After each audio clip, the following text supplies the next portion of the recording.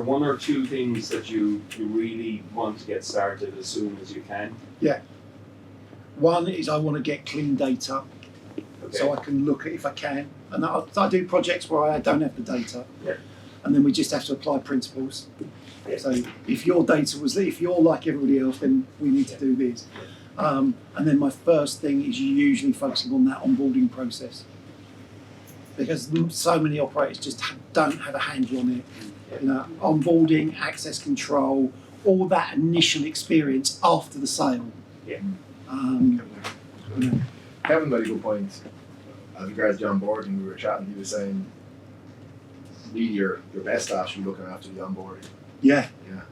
I worked at a YMCA for years, and it's how I really came into the fitness industry. And we had full-time staff and we had volunteers. And the volunteers would work a certain number of hours per week on a shift, doing the work of a member of full-time staff in exchange for a membership. But they only did 2 hours a week, and we'd give them training. And one of the processes we developed at the YMCA that I was running was the only people that could do the induction were the full-time staff. The rest of the volunteers, who might be qualified to the same standard, could walk the gym floor, help people out, spot something. But we wanted to have a differentiation between the volunteers and the full-time staff, and we made it the full-time staff are the ones that do the onboarding and the inductions. So, but that's where I'd start. I'd always start with the onboarding, unless that's already nailed, and then we'd move on to the next element. Okay, so this afternoon, David Monkhouse gonna present on that, and that's his introduction. Perfect. Cheers, Paul. This is a bit of a bucket list for me, because I often sit in where you're sitting, listening to Paul. So for me to be able to stand up where he stood and present to the same audience is a bit of a bucket list for me. So I'm going to tick that, and I've actually put it onto LinkedIn as well. So, but he hasn't commented on it, or Lynn hasn't commented on it yet. She will. A bit of a frustration. And what's really interesting is, as I was listening to Paul speak, 99.9% of what he said applies to the way we look after our team, like we look after our customers. You know, you just heard from Paul about onboarding. How important is onboarding for our new customers? It's just as important for our new team. So actually, an awful lot of what you've already heard, you can just change the lens and think about that as your team, and think about that as your individuals that are doing activity for you. And you're nearly there, to be fair. Just before we start, just so that I've got some context, would you mind telling me who you are and where you work? I'm going to start in the back corner, please. My name's Craig, I work with West Limerick Sports Complex. West Limerick. We spoke earlier about the way that the authority is looking to take on your business, yeah? Yeah. I'm sure I work in West Limerick Sports Complex. Excellent. Technology sat behind you? Sorry. Me? Yeah. I'm a PT, fitness instructor. Oh, right, excellent. Where do you PT? In Dublin. In Dublin, fantastic. And a good videographer as well. So if anybody's looking for one who knows about PT, he's your man, okay? Excellent. Now I know you've lost your voice, so. Tom? From where, sorry? Conclivity, yep. Free, please meet you. Sharon from Aura Leisure Yacht. From Aura Leisure. Oh, yeah, excellent. We do a lot of your insight work from LeisureNet, so nice to meet you. Matt, do you want to say hello again? Hello. Kevin from West Park. Thank you, Kevin. Liam from Athlone Regional Sports Centre. The regional sports centre. What makes it a regional sports centre? It's just one of those, I suppose they were built, maybe 5 of them in the rural, I suppose, or provincial towns. Right. Won't be more. Okay, so it makes it a regional. So it wasn't a rationalisation process where they shut 2 or 3 and built one. It was purely built on that idea. Right. Okay. Bernard from the Monthouse Hotel. Okay. Thank you. Jordan from Leisure World. Leisure World. That's here in Cork, isn't it? Yep. Yeah. Eve from Leisure World also. I'm Brian from the Mary Cork here in Cork. Okay, and that's how big a club? How many members have you got roughly? Okay, that's a pretty big club then, isn't it? That's excellent. I used the one over the road, ARG? Energy. Yeah, yeah. Used No, that. Energy. Oh, Energy. Energy is next, is in the In the hotel, in the yes, hotel. yeah. And Maryborough is 5 stars. 4 star. Yeah. Okay, fine. Beautiful. Yeah, it's quite a nice club though. I used it yesterday, and today it was great. So, Kieran from Cork Leisure. Coral, so that's, you two don't talk, right? Got it. That's why I'm here. Get some distance. I'm Anna from From here? From house. Fantastic, we've seen you around. Lorna from Sports Co Dublin. From Dublin, okay, excellent. How long is it going to take it to get back to Dublin today? Trains about Leaving off at 3. Yeah. Oh, you Car. got the train? Yeah. Oh, Car's about right. how long? 3. 3? All right, my flight's 10:30, so thank you. I shall make that. That's good news. We all know Paul. Karen? Karen from Westwood in Dublin. From Westwood, Yeah. excellent. Yeah, Dave from Royal College of Surgeons. From where, sorry? Royal College of Surgeons. Oh, the Royal College of Surgeons, right, okay. Is that a fitness activity within there, or are you Yeah. part of? Right, okay, fantastic.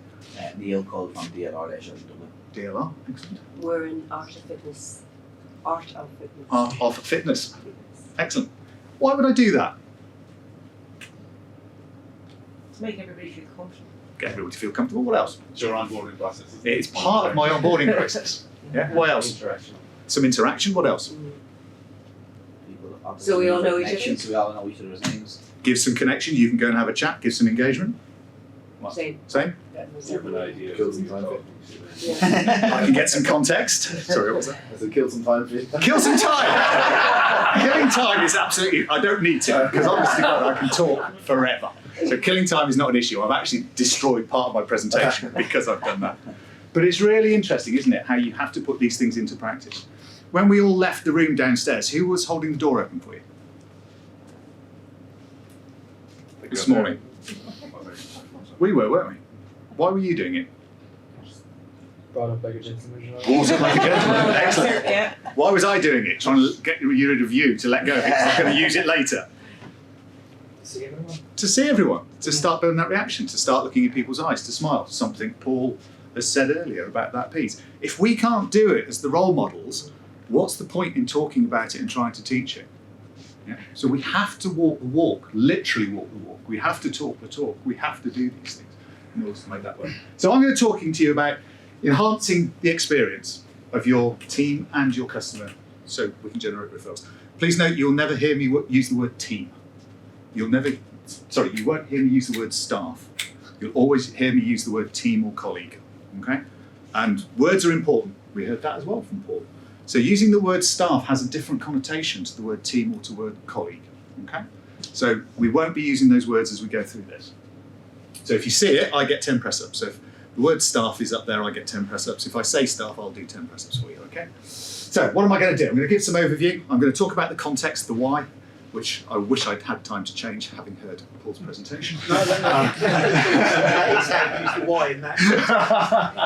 Creating the best team experience, and I also want to give you a little bit of new stuff that we're doing as a business, which is around non-user insight. And when I'm talking about non-user, that's not in the same context that Paul uses. Paul uses the word non-user when they paid for a membership with you, they're paying their dues, but they're not using it. I'm talking about people who don't take part in physical activity in the environments that you provide. So, first of all, LeisureNet as a business, we've been around for 22 odd years. Between me and Mike is about 60 years of experience doing things like Net Promoter Score, mystery visits, customer feedback. We have some recovery processes to help you try and retain customers. We do non-user research. In England, there's a product called Moving Communities, which is collecting all of the data from all of the publicly owned leisure centres in the country. So there's 1,700 leisure centres effectively giving their finance details, so their income, their expenditure, their utilisation, their usage, and we also do some customer experience work with them. So it's based on something called the National Leisure Recovery Fund, which was some money from the DCMS, the Department for Culture, Media and Sport, which they gave out to local authority leisure centres to make sure they survived effectively. So we're part of the organisation that measures that. And we also run an event called ActiveNet, which brings buyers and suppliers together. So it brings together the fitness suppliers like True and Octane actually have been before, and then people like yourselves who are the people who are the buyers, and we organise speed dating effectively. Myself, I'm an elected trustee of something called the Chartered Institute for the Management of Sport and Physical Activity. Anybody know of them? Because we don't operate in Ireland. You're aware of them. EREPS is something you probably are more aware of. Okay, so EREPS is a similar type of thing to SIMSPA, but SIMSPA looks at across the whole of the physical activity gambit. It's not about fitness instructors like EREPS is for you from Europe Active. I'm also a member of the UK Active Membership Council. I'm a non-exec director of a leisure company. And it was really interesting talking about the work at Limerick because In England, public leisure centres are either managed by the local authority, or they're managed by a trust the local authority has set up, or they're managed by an external contractor who's a private company. And there's a new thing called a local authority trading company, which is a hybrid between the two. So it allows a local authority to run their facilities, but still keep some of the ethos that's commercial and business related, which sounds like what you're talking about at Limerick, which is interesting. That's what you are. Fantastic. And I also work with something called Active Together, which is a county sport partnership, which you don't have in Ireland, and I'm part of their business audit and oversight group. So I've got quite a remit of activity that I get involved in. I'm also, I've got 3 daughters, a wife who's very happy with me. I don't have any of those types of challenges, and a really good life, to be fair. I enjoy what I do. I love what I do. So some context. Thought I'd have a quick look at the numbers, because it's always interesting. So the Healthy Island survey in 2019 found that 46% of your population are achieving the minimum level of physical activity recommended by the national guidelines. So that's not bad. That's not bad. This isn't about membership of gyms, by the way. This is about physical activity, okay? I talk a lot about physical activity because I think it's really important that we recognise that lots of our customers differentiate between physical activity and fitness. It's really important if we want to get to a bigger community to think about that. So your population is estimated to be 5 million in 2021, which is, I didn't know this, and I don't know if you guys realise this, but it's the first time the population has risen above 5 million since the 1851 census. Which is quite interesting, because that means in 1851 you had 5 million people, and ever since then you've had less. We had a famine. You did have a famine. Yeah. Yeah. And everything else to follow. And everything else that follows. But it's really interesting to recognise that change. That's huge. So effectively, if you look at that above, that 46% are achieving, it means 44% or 2.7 million people, that's a great big pool of people, aren't achieving their physical activity levels. So that's opportunity. Probably quite difficult to read, but one of the things we did with Simpsburg was we worked in Leicestershire to find out what the need was from a recruitment point of view. We've heard so much conversation around new people. Where do we find new people? What's recruitment like? That's just in Leicestershire alone, okay? 276 sports coaches required in Leicestershire at this moment in time. Swimming teachers, lifeguards, managers. There's a huge recruitment need. There's a huge demand. And everybody's competing for it. Everybody is after those people, just like you are. So we've got opportunity, all these people, challenges, trying to employ people. So what can we try and do? So these are the things that I'm going to talk about. I'm going to talk about recruiting the right people in the first place. Alignment to mission, vision and values, and you've heard Paul already talk about mission, vision, values, and I'm terrified to put up my next slide about mission, vision, values, but we'll see what comes out of that. Differentiation, which is absolutely vital. Co-creation of the experience, which I think is really, really important, and it'll be interesting to see your views on that. And measurement, acknowledgement and reward. We heard a question about how do we reward individuals that manage to retain customers and things like that. Reward is a fascinating subject to get involved in. So, recruiting the right people. So I'm going to put it out there straight away. A point for attitude and ambition. Train to deliver. How many of you look for a lifeguard with a lifeguarding qualification? So if you're looking for a new lifeguard, who would state in the advert they had to be a qualified lifeguard? Yeah. You would? Yeah. Yeah? Why? So you want a lifeguard. Because you want a lifeguard, okay? You don't. They can hit the floor running, as in you They can hit the floor running. get the Brilliant. Yeah. qualification. How successful are you being in recruiting those lifeguards? So are you going to carry on advertising for lifeguards with a lifeguard qualification, even though you know it's not working? What's the other one? We run courses. We haven't, yeah. Okay, right, hold on. And then train them. Have that quick. Go. Yeah, we run lifeguard courses all the time, so we have our own TA inside and Yeah, so you're permanently running courses and you recruit from that course. Yeah? Okay. How many of you employ fitness instructors and PTs that are already qualified? All of you? One. Because the need, Yeah, they have you the- want someone to come in and just go straight. Absolutely. And how successful are we? How long do we keep these people for? How many people are we recruiting? Varies. It's a big site, isn't it? So what about swapping it? I think it's Orange Therapy, and I think you'll probably tell me if I'm wrong, Paul.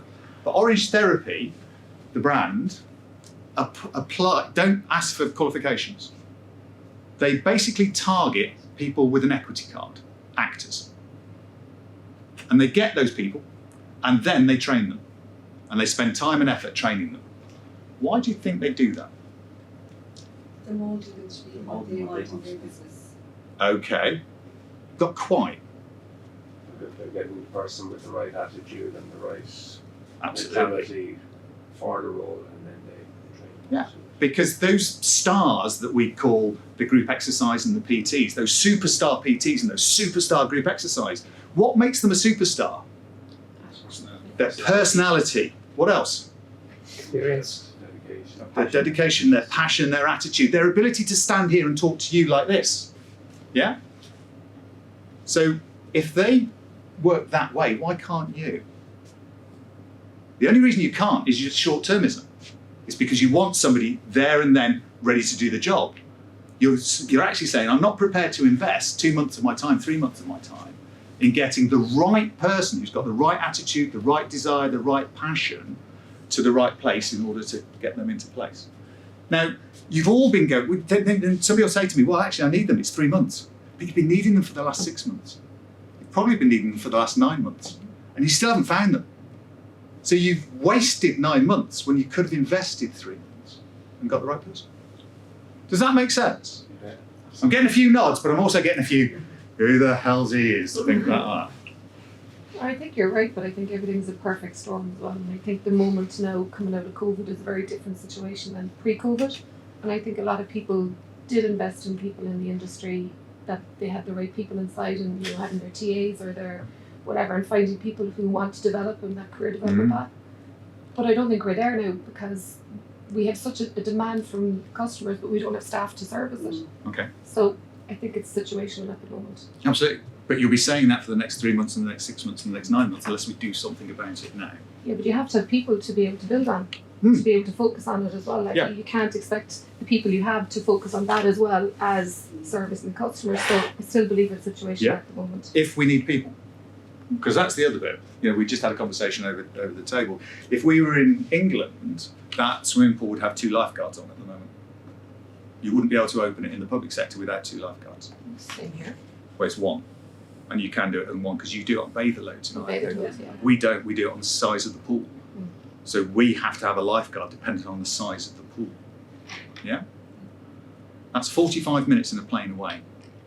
But a totally different rule that means you've got potentially 50% less need than we have in England. So when you start looking at it in that way, there must be other ways. Do we actually need that person on the gym floor all the time? Yes, we hear the brilliance of retention, but if your customer isn't expecting it, if your customer doesn't have a perception of what you're going to do, you're not going to make any difference. Does anybody bank with Starling Bank? Oh, 1. 2 British people. Interesting. Do you have Starling in this country? No. Do you have Monzo in this country? No. No. Do you have any purely online banks in this country? Sorry? Revolut. Revolut. Anybody got Revolut account? Yeah. Yeah? Okay. No? No. Why have you got a Revolut account? Sorry? Convenience. Convenience. Yeah. Okay. What's your expectation of your interaction with Revolut? 0. Zero. Expectation really. Very little expectation. So It's the you've not job got an market. expectation you're going to talk, you're going to go and see somebody. You've not got an expectation you're going to go into a building, into a bank. You've not got an expectation you're going to see a branded ATM on the wall. No. Your expectation is purely you're going to interact with your bank there. Yeah? Well, you're not going to complain then, are you? That you can't go to the bank. So why would a customer who's bought something that had no expectation or perception that there would be somebody to meet and greet them when they walk through the door, that was going to help them with their exercise program, that was going to smile and say hello, leave you because that didn't happen? Because you're not leaving your bank because you're not getting something you didn't expect to get. So it's all about the frame. It's about the expectation, the perception, and the reality. And lots of people leave us because we haven't achieved their expectation. You saw the drop-off that Paul showed you on month 1. People will only leave at month 1. It won't be because they've changed their mind. It will be because they've not got what they thought they were going to get. So we have to change the frame with which we look through these things. Using apprenticeships, how many people have got apprentices in their business at the moment? No? You do have apprentices in Ireland, don't you? It's not as common here as It's not as common, but it is here because I looked it up and Googled it. We've had it in the UK with IHG. We've had apprenticeships coming on and that, like, and so you get funding and stuff for them. Yeah. You don't have it here.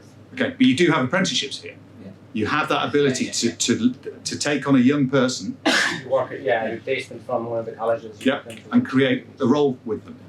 That's about investing in your future. Find those people, find those apprentices. That's about an investment in your future. They may not be ready to run right now, but they will be after you've helped them grow and you've created them. And do you think they might be a little bit more loyal to you because you spent that time with them? You gave them that opportunity. Could well be. So apprenticeships can make a massive difference. Massive. Could you invest that time into them and then they walk? Yeah, absolutely. You know, is that a risk? Yeah, absolutely. You know, I totally agree. But if that's your concern, then you'd never employ anybody, that's true. would you? That's true. As well. Let's face it, you wouldn't. If that was always your worry, that I'm going to employ somebody and 3 months later they're going to walk away, you'd never bother employing anybody. Yeah, but I suppose going back to the original kind of thought, I could hire this personal trainer and then 3 months later he or she walks. Yep. But I got 3 months out of them, whereas if I spent, months, years training up some. But shit. Thanks. Because let's face it, you've been open for those 3 months. Yeah. You haven't had to shut. You've been able to offer that service in Yeah. 3 months. You haven't got people moaning that you won't be able to deliver it. Absolutely. You've had 3 months. So it's all about the lens through which you look at it. Perception it was, yeah. Absolutely. What else? Think about the words used in the job advert. Do you ever put pictures for your fitness instructor and lifeguards in the adverts? Yeah. Yeah? What's the picture look like? Sure. It's just one of Qualified lifeguard. And you wonder why you can't get any recruits.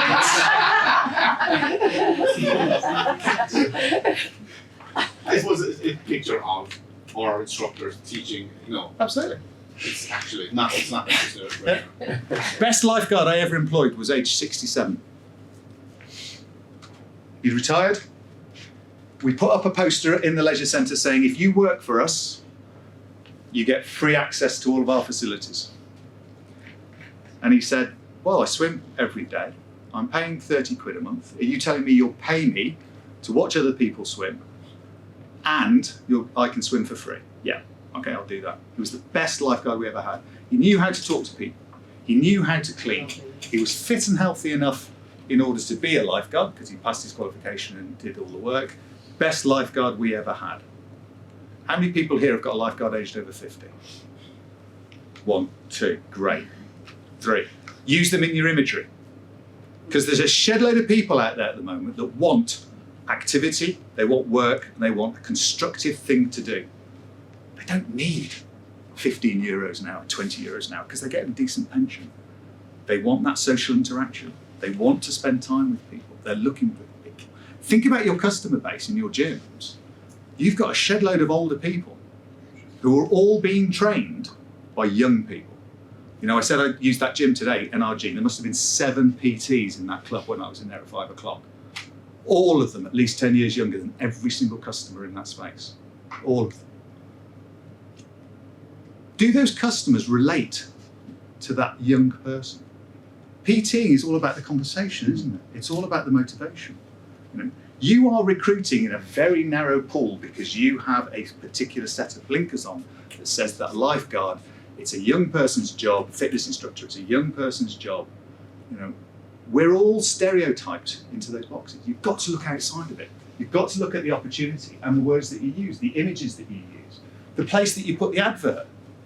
I was listening to Midlands Radio all the way down here on yesterday, and they have job adverts on the radio.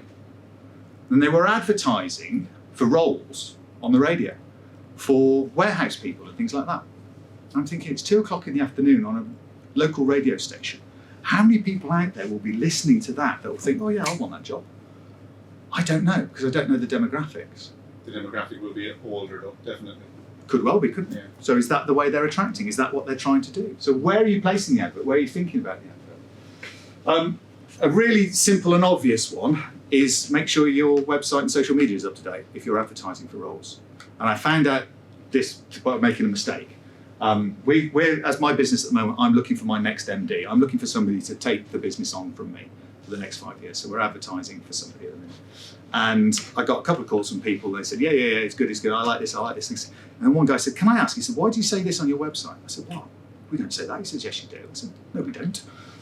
And one of our web pages hadn't changed for like 9 years. Totally out of date. But he'd found it because he'd done his due diligence, he'd done his research, he'd had a look. So think about what your social media and your website is saying about you to prospective candidates. Because if you're serious about looking much, much wider for your prospective candidates, your websites and your social media have to reflect that. Because an older person will not join you as an employee if all they see on your social media is everybody with the protein shakes and all of that type of stuff. Because it just won't turn them on, it won't attract. Use your mission, vision and values in your ad. How are people going to align to that? What are your mission, vision, values? I'll do a little bit more on that in a bit. But please, please, please treat all applicants with respect. You could actually be talking to new customers, not just people who might want to work for you. You know, this whole piece around ignoring applications, not responding to people, not thanking for people for their time, etc. Absolutely appalling. I've recently done a little job of just seeing what it's like to apply for roles. And really, really uncomfortable because about 50% of people didn't even acknowledge the fact that a CV and an application had been put in place just because it was outside of the remit of what they were looking for. You know, you could be talking to new customers, you could be talking to somebody who might change their mind in a few months' time. So just think about how you deal with it once you are advertising for it. Alignment to mission, vision, values, be proud, share, tell people who you are, what you're about, what you're trying to achieve. This is a company I currently work for called Leisure SK, so that's our mission, to provide a physical activity and wellness network for our community, promoting healthy lifestyle, supporting wellbeing and inspiring everyone to live a more active life. It's a bit of a mouthful, but it says what we're trying to do. And it says, actually, it's not about our leisure centres, it's about what's going on in the community. And our vision is about incorporating physical activities in everyday life. And those are our values. But we appoint against those. We advertise against those. We were looking for a new contract manager. And as part of the process, we asked them to create a video to tell us how they would deliver those missions and visions. We needed people who were aligned to what we were trying to achieve. We needed people who were turned on by the things we were trying to achieve. Because if you can get people to engage right at the very beginning, it's much easier to A, keep them, and B, motivate them. So think about your mission, vision, values. How can you use those? Differentiate. Now, here's a really interesting challenge. We've been talking about this a lot amongst ourselves. It's about the terms and conditions that reflect the desire of your workforce that's available to you. So my daughter is 30. She has just got a new job in Glasgow and she's managing a new club. It's totally beyond me about why. So this club effectively opens at 7 o'clock at night, closes at 3 o'clock in the morning, sells craft beers and lagers and cocktails, but it's rammed full of old arcade games. So Space Invaders, Pac-Man and all that type of thing. People turn up at 7 o'clock in the evening, drink, play games till 3 o'clock in the morning and then go home. Where do those customers come from? Never experienced that in my life. But they're currently offering her a contract. And she said, I don't want a contract. I don't want to sign a contract. I said, but why not? She said, well, I don't want a contract. Why? Well, I might be going to Australia in 6 months' time. Well, surely just have a contract that gives you security. I don't want security. I'm not interested. I want that flexibility. I want that ability to walk away. As a 55-year-old dad, I'm going, well, you need a mortgage, you need this, you need that. And she goes, no, I don't. So if I've got a mortgage, if I own somewhere, that means that's going to restrict me. That's going to stop me taking the next opportunity that springs up in my life. I can't think like that as the 55-year-old.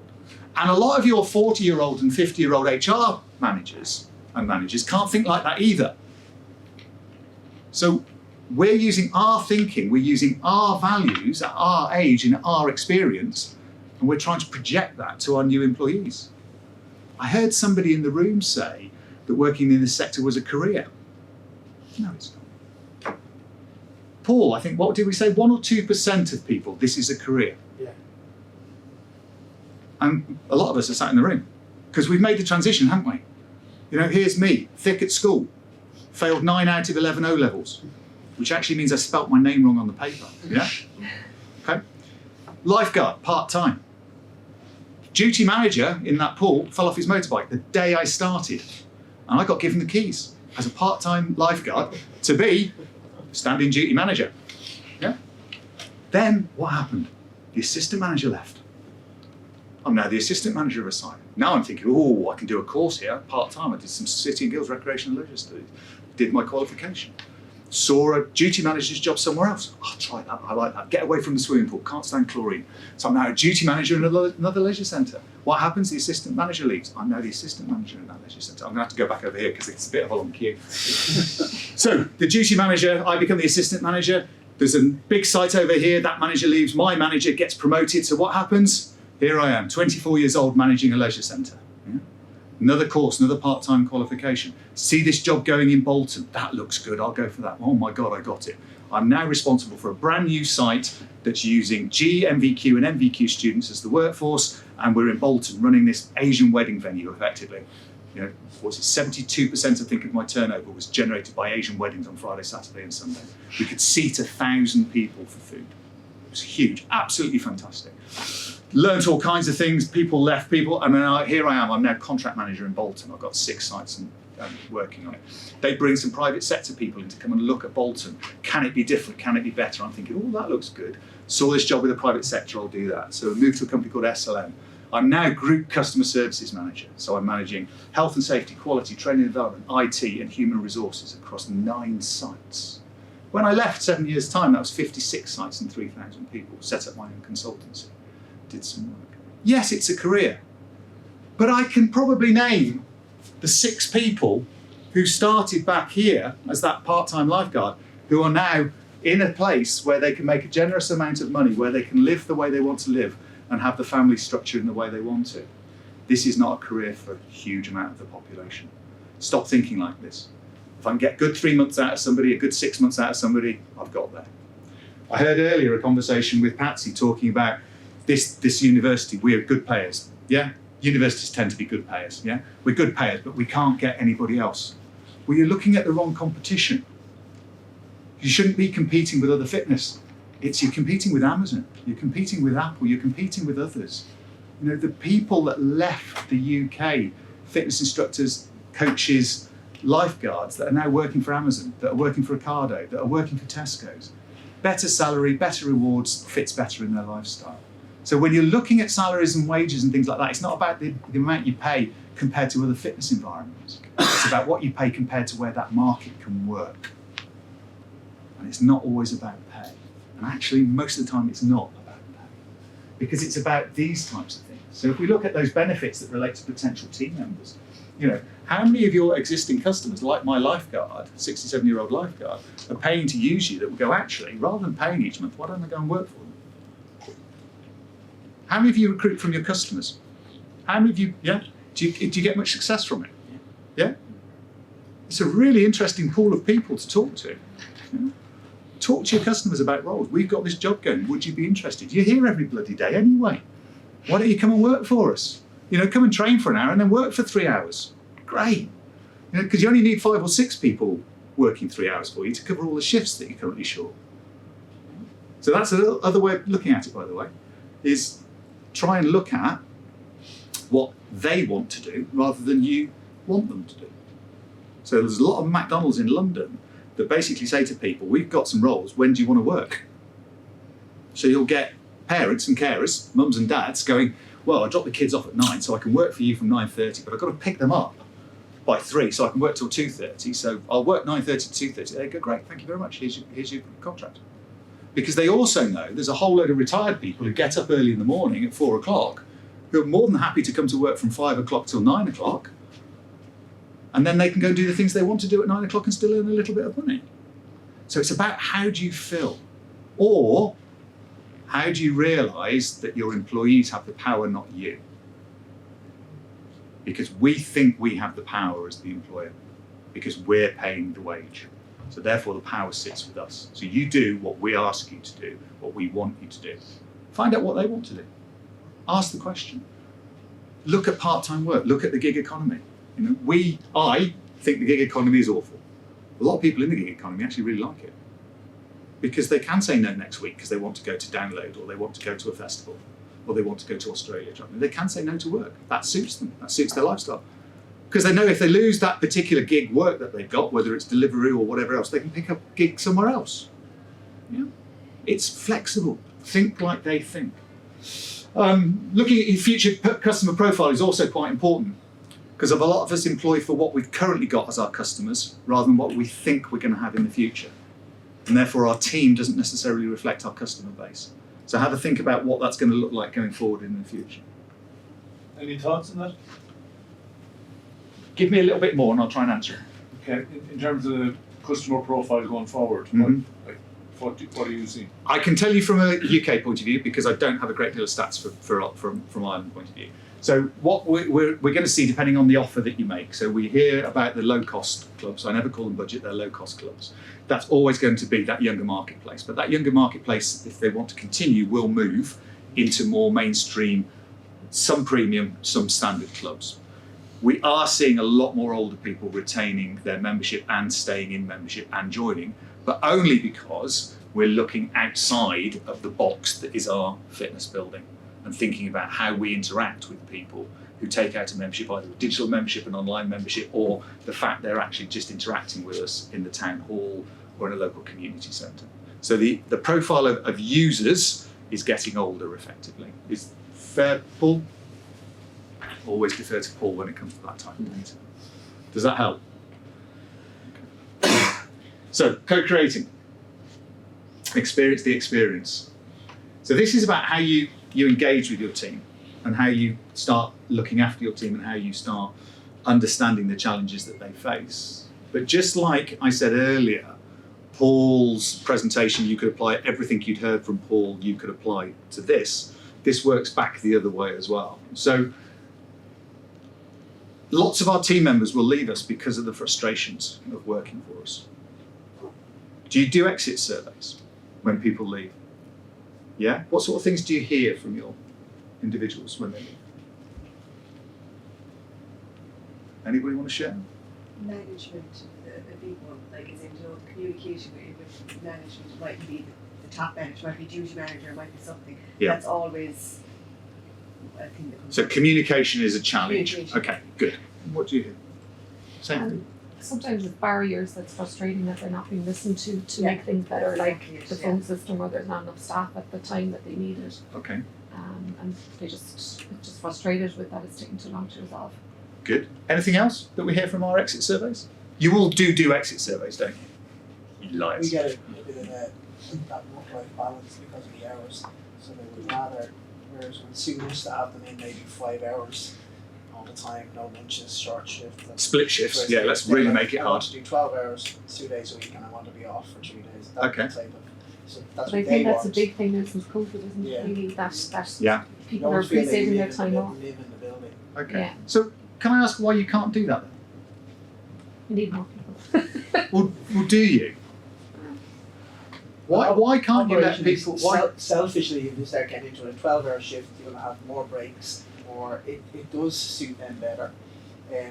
It does mean that I would feel that the job is a challenge, and at a 12-hour shift as a fitness instructor, you're going to lose some kind of focus at some stage, compared to a 5-hour sharp, 2 classes, for focus, go. But that means they're there every day, maybe 6 days to make up the hours. So it's a balance. Absolutely. Have you tried it? We have, yeah. The problem is when you try, others say, well, I want that, and precedence gets there. And I know what you're going to say to me, well then, if it works, why don't you do it with everyone? But I've explained why I think the 12-hour shift isn't Yeah. a runner for operations. Okay. So there's ways you could test it though, isn't there? You could try it, you could pilot it, you could put some mystery shoppers in to see if, put your mystery shopper in at the end of their 12-hour shift, see if actually it's the same experience as if it was at the beginning of the shift. And then at least when you say to people, I'm sorry, we can't do 12 hours, but we can do 10 hours, you've got something behind it. But I guess most importantly, if you've got 2 12-hour shifts, at least you've got cover for 24 hours. We do try it. And what happened? Well, Aoife's probably better to answer than me, really. But That's called a hospital pass. she's the expert, and she's. You used to play fly half, didn't you? Still do. I suppose we did try it, but the main thing was the goalposts always kind of changed. So you might for a while be one thing, and then maybe the person himself decides, well, actually, you know what, I'd like to try this, I'd like to try it. And then you are constantly having to chase after them and figure out what exactly it is that they want. Yeah. So you'd rather constantly chase after trying to get people and recruit people and employ people than you would constantly look after the people that already work and for then you. the service delivery would kind of dictate it then. So it's trying to find the happy medium between when we actually need them there and when they want to be there. Yeah. But we would prefer to have people there when they want to be there. We don't do split shifts. We were very what's really important is people's time off. Yeah. To be happy at work then. Sure. So we don't split their days off or stuff like that. It's really Is that right, interesting. Jordan? Just put your hands up now. Would you work split shifts? No. Nobody would work split shifts.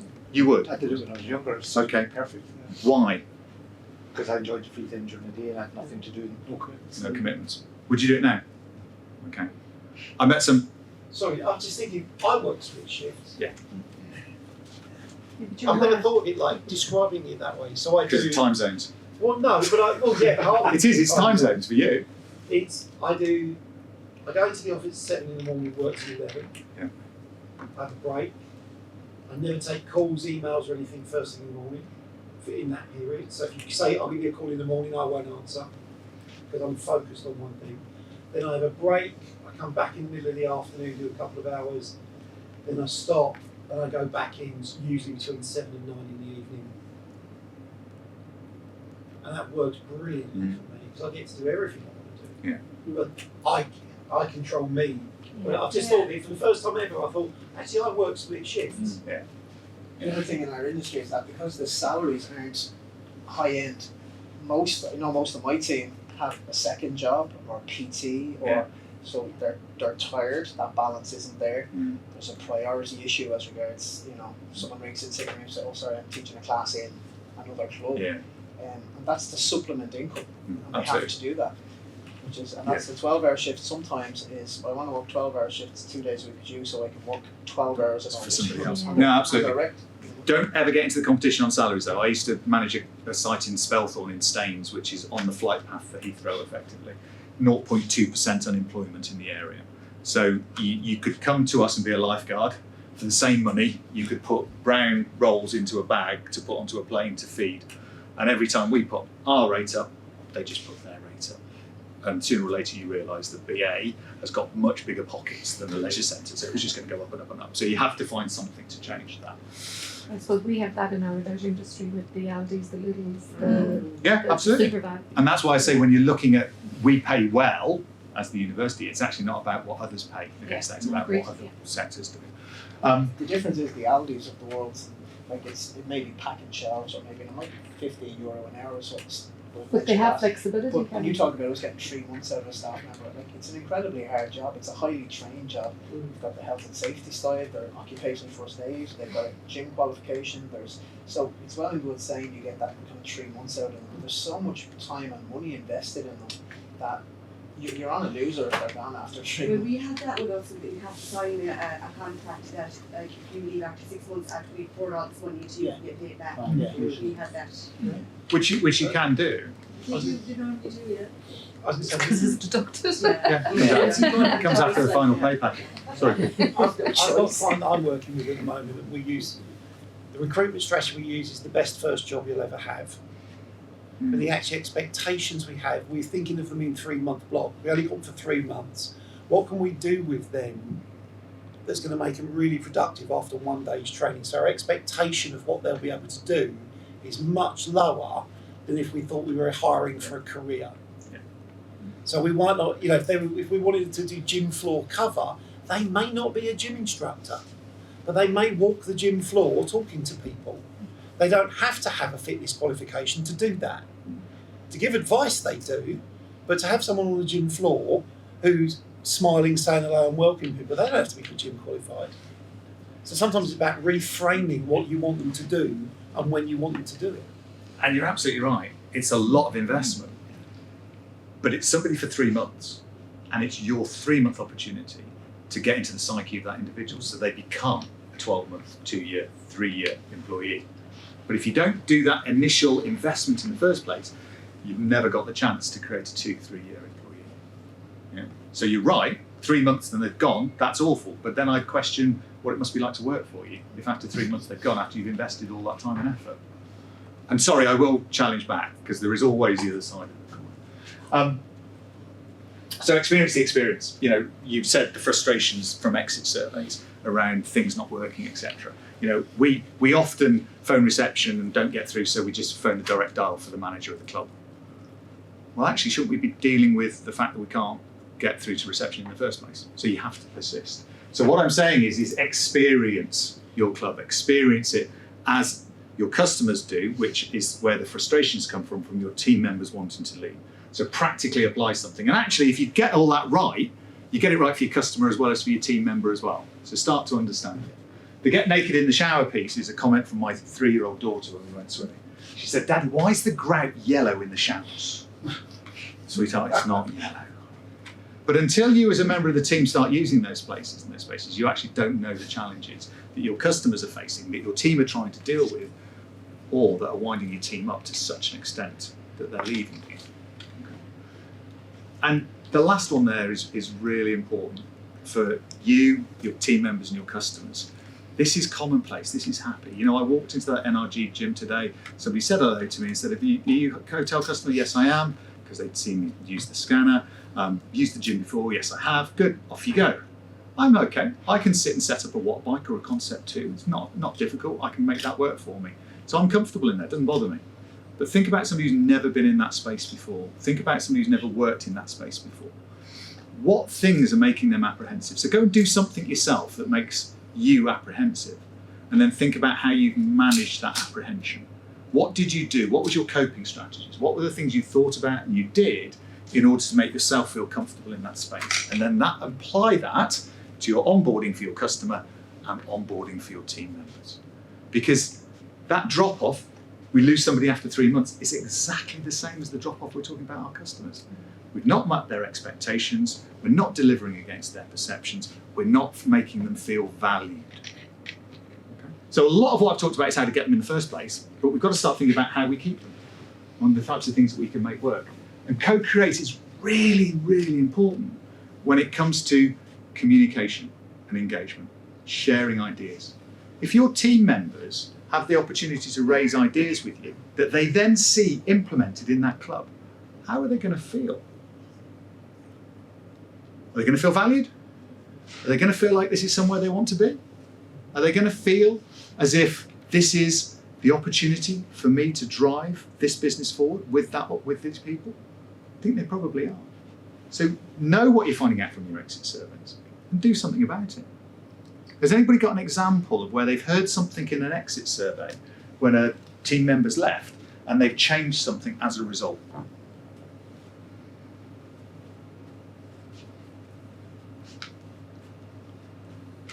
Cool.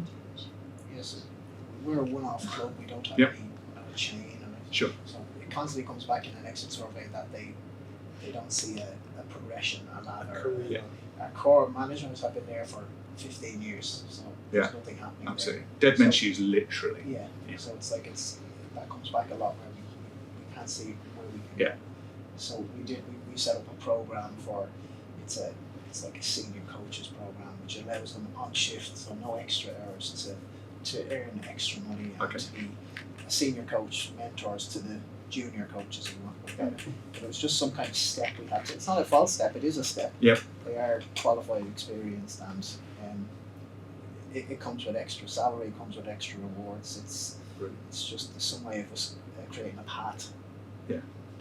Or at least it slows the process down of them looking for somewhere else. Because you still haven't created a career, but what you've done is you're rewarding them a little bit higher for something else. Yeah, Has that worked? They have more responsibilities and things like that, so it is slightly different. Good. But it's it came as a result of exit interviews Right. where we were getting that a lot. Yeah. And has it worked? Has it changed the profile? Yeah, there's 4 senior coaches, so there's 4 that have moved to that.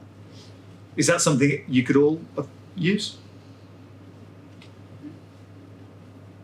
straightforward idea, isn't it? And I guess your customers are getting a better experience from those senior coaches as well, which means they're probably staying longer, using you more often, making more visits.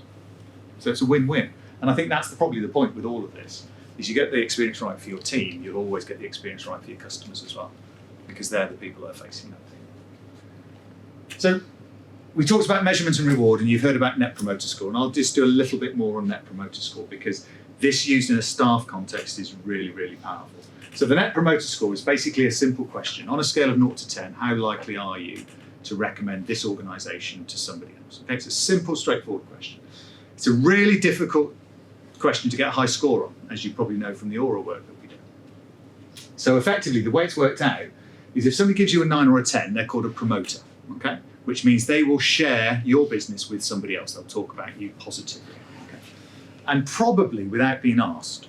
So they'll be quite enthusiastic. So they're sat at the pub and they will tell people about how brilliant it is to use your or a yokel, or wherever it happens to be, as a sign. The passives are satisfied, 7s and 8s, okay?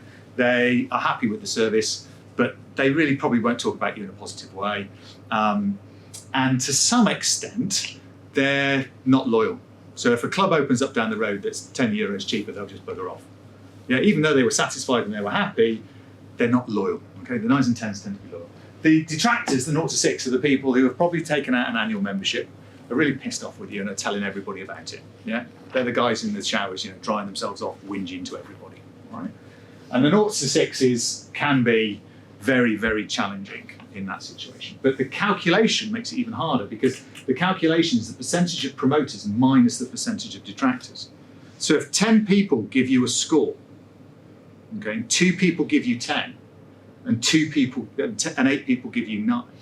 Sorry, 2 people give you 10, 8 people give you 8. That Net Promoter Score is 20%. Okay?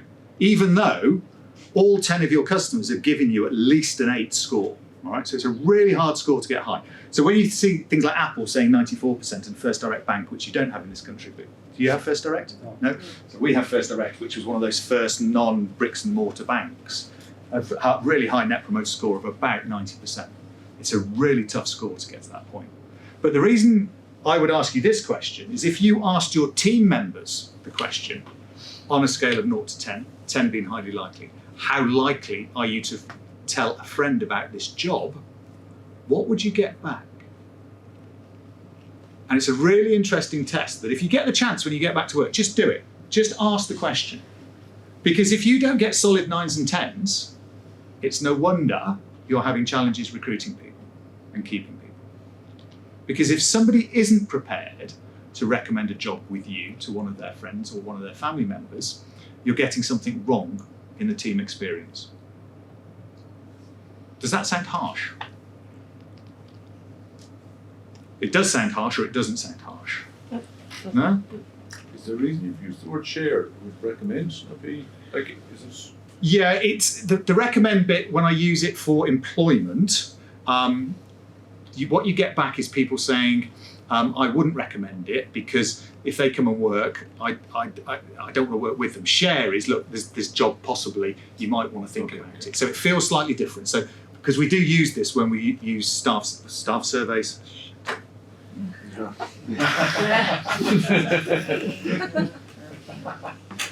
Seven, 10. Right. See, I should have been a PT. Team surveys, when we use them on team surveys, this is a really important question, because this really gets to the culture of the organisation. Can I ask about that? Because I'm curious, because at the moment in the labour market, lots of employers are paying a dividend or an incentive to a current employee to recommend someone else. Yep. And I've heard lots of managers and owners outside the leisure industry say that they've gone from €100 to €150 to €300 to try to get. Yep. So I'm just curious.